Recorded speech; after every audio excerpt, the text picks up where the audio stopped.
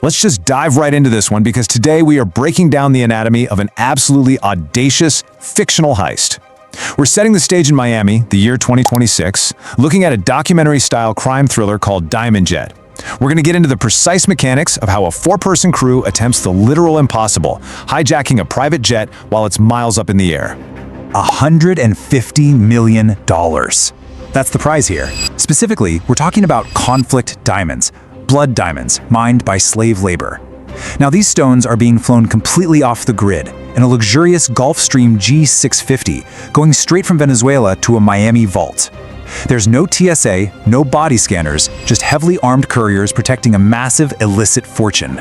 And that brings us to this chilling quote from the source material. "Tonight, the sky belongs to someone else." You see, the couriers on that jet, they think they're invincible.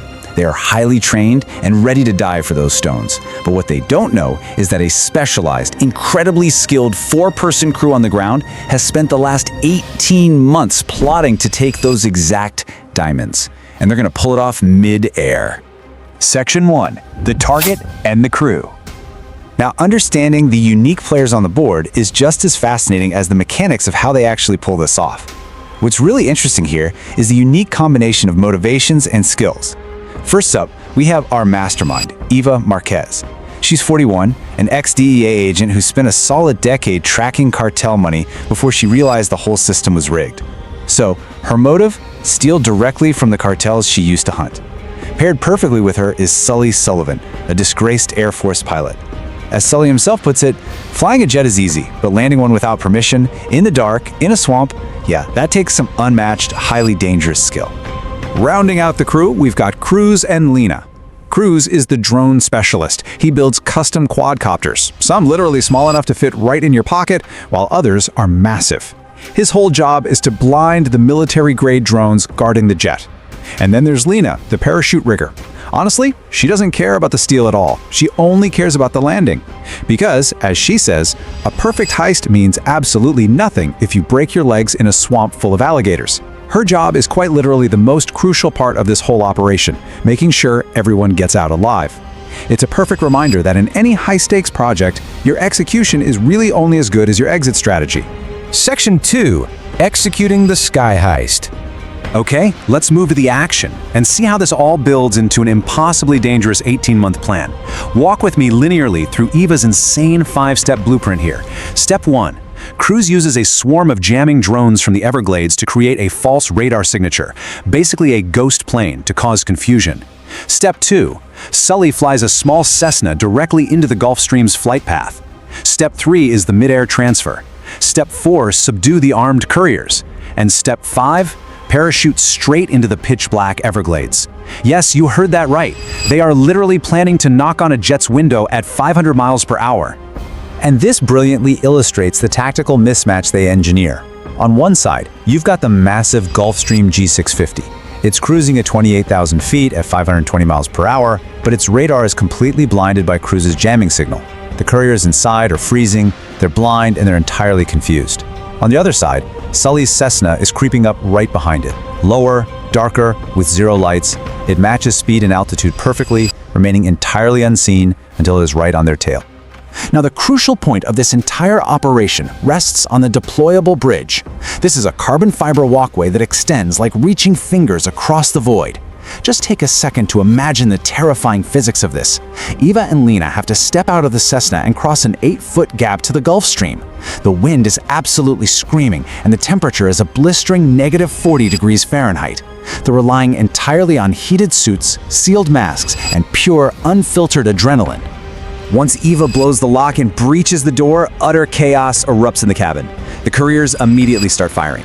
Lena takes one down with a taser, and Eva engages in brutal hand-to-hand combat to secure this metal briefcase that's chained to the floor. But the real danger? A dead man's switch. If a courier presses it, a GPS tracker activates, summoning a cartel strike team instantly.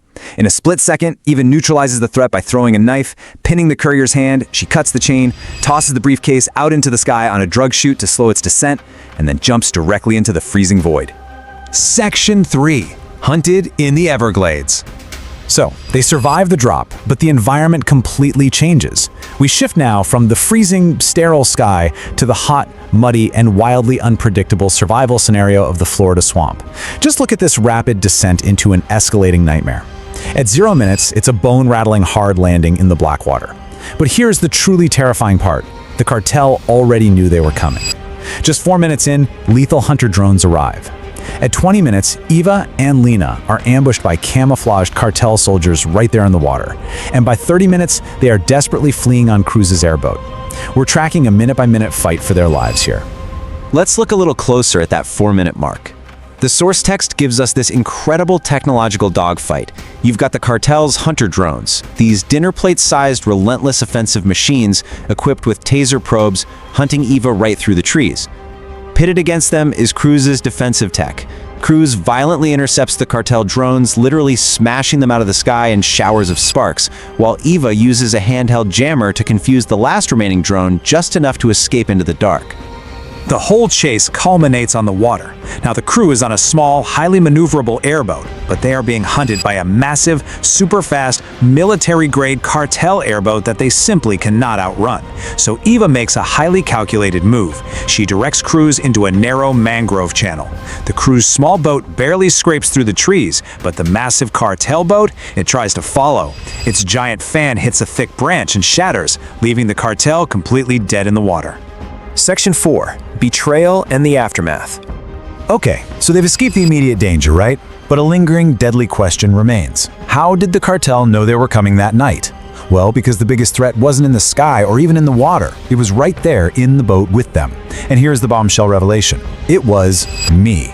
Deep in the dark swamp, Lena confesses she was the leak. But what's really fascinating here is her motive. She didn't actually want to stop the heist. She wanted to make it harder. She figured if she forced them into a terrifying survival situation, she could hold them hostage in the swamp and negotiate a 60% cut of the diamonds. She literally traded their safety for leverage. Well, Eva's retaliation is absolutely ruthless. She opens the metal briefcase, scoops up a handful of the glittering diamonds, and throws millions of dollars straight into the alligator-infested water. She proves a brutal point to Lena: you betrayed us for money that doesn't even exist anymore. Eva then commands Cruz to drop Lena off at a police station to be arrested, completely abandoning her to face the consequences alone. So what are the key takeaways from the aftermath? Fast forward 6 months later, the remaining diamonds are slowly, untraceably sold off. The crew scatters to entirely new lives. Sully goes back to flying boring cargo planes. Cruz tracks endangered species with his drones. Lena, she gets 12 years in federal prison. And Eva, she's running a quiet little bookstore in Montana. But the story doesn't actually end peacefully. One day, a customer walks in and hands Eva a mysterious, silent note. She reads it without changing her expression, pockets it, and the customer just leaves. Which leads us to one final provocative question. Who really kept the ultimate prize? The source material leaves us with this haunting post-credits image. Deep in the night, the swamp water goes entirely still and an alligator silently surfaces, a multi-million-dollar diamond glittering in its jaws before it just swallows it whole. The crew might have escaped with their lives, but it proves that the swamp always claims its price. It's the ultimate reminder that no matter how flawless the plan, human greed and unpredictable environments will always be the wildest cards in the deck. Thank you so much for joining me for this explainer. I really hope this breakdown of Diamond Jet was as thrilling for you to learn about as it was for me to put together. See you next time.